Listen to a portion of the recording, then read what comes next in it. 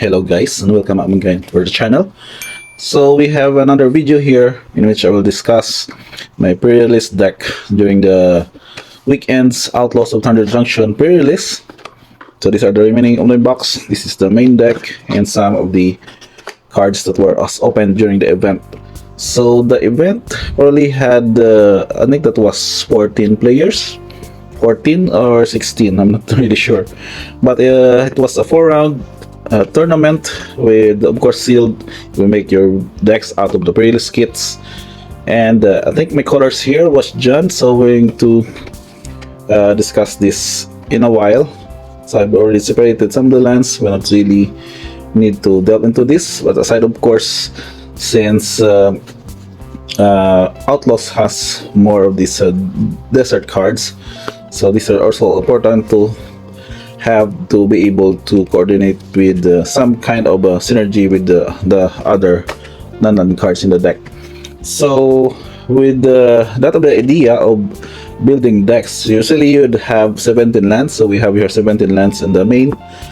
The creatures will probably be that back curve, but you also need to know that you have at least 8 spells, or let's say spot removals per se.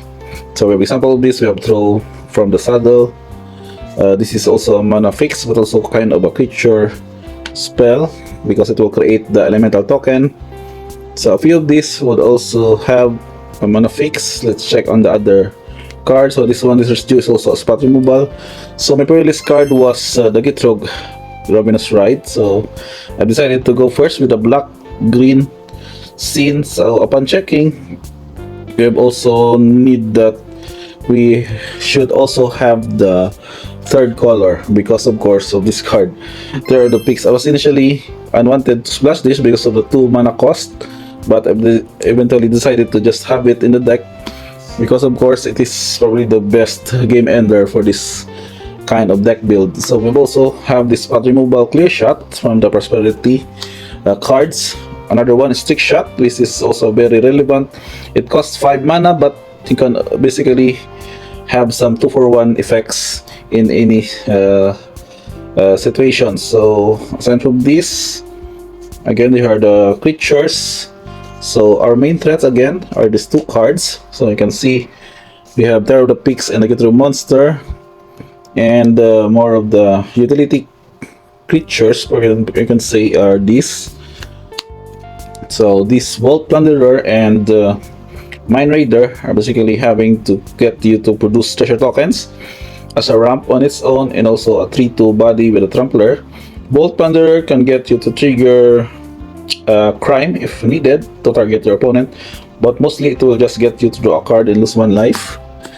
And this one will also get you to fix the Silver GPT, which can get or search library for basic land or desert card and put into your top, and also a bonus pump to your needed attackers. Sadly, it's sorcery speed, so we don't really need to matter on that.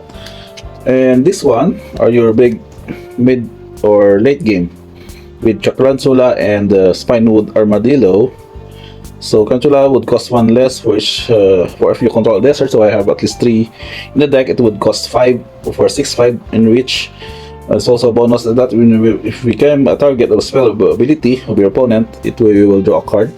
So under this one, and Swine's Armadillo is also kind of a mana fix because of this ability that can search for a basic land or desert card, and you will gain 3 life. At the same time, you are going to hardcast this for a 6 mana 7/7 ward 3 in reach. Also, it's basically a good threat on its own. And the other card that's also for utility kind of creature are this. So this is like a mini combo here. For second Miner and Unscrupulous Contract, you can drop this early on to attack and then use Contractor to sacrifice this creature to draw 2 cards and lose 2 life. And later on, if you get to commit a crime, for example, you get the Receive Backwards trigger, you just pay 1 to put it back at the battlefield. Also, it can be used to saddle if it cannot attack with, for example, your opponents would have 2/3 or 3/3 creatures. You can just use this one to saddle this creature. So Gila Cursor is also a good attacker per se because of its 4 attack power, and then Suddenly in for 1 would get you to exile the top card library, and you can play it until the end of your next turn. So with that kind of setup, we can basically have a good chance to not flood out or get some card advantage with this kind of build. And also this one is a very powerful also. I've used this one to just dominate your opponent's board if they don't have a remove for it. So laughing Jasper Flint would get you to trigger this upkeep ability to exile top cards of your opponent, and then that X is the number of mercenaries you control or the outlaws. And then at the long turn you can play those cards.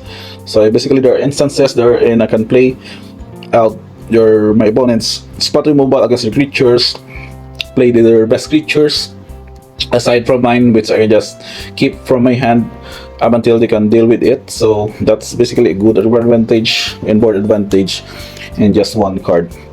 And some also utility, we have plot creatures that can become 5/5.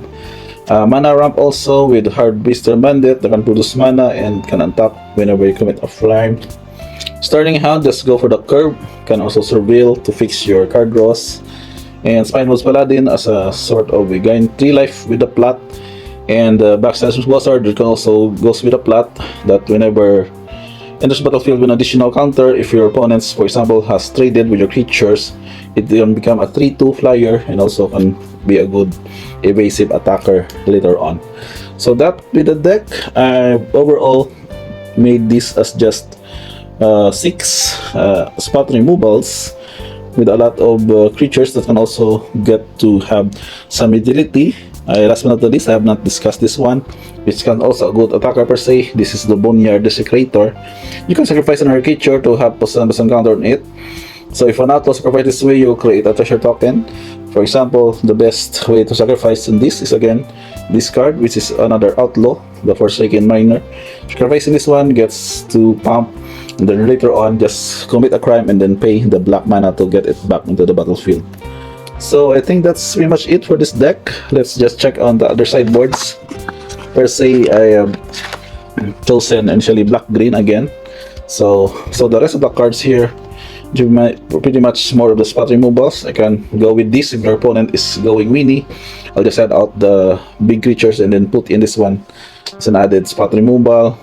Also with this one, if you want to lower the curve, this is also an option for the big mana for 5.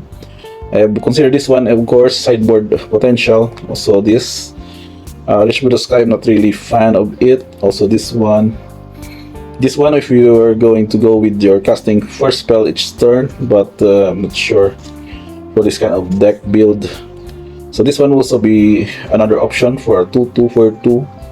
But again, my main focus is black-green, so having also red as a option is just mainly for the curve.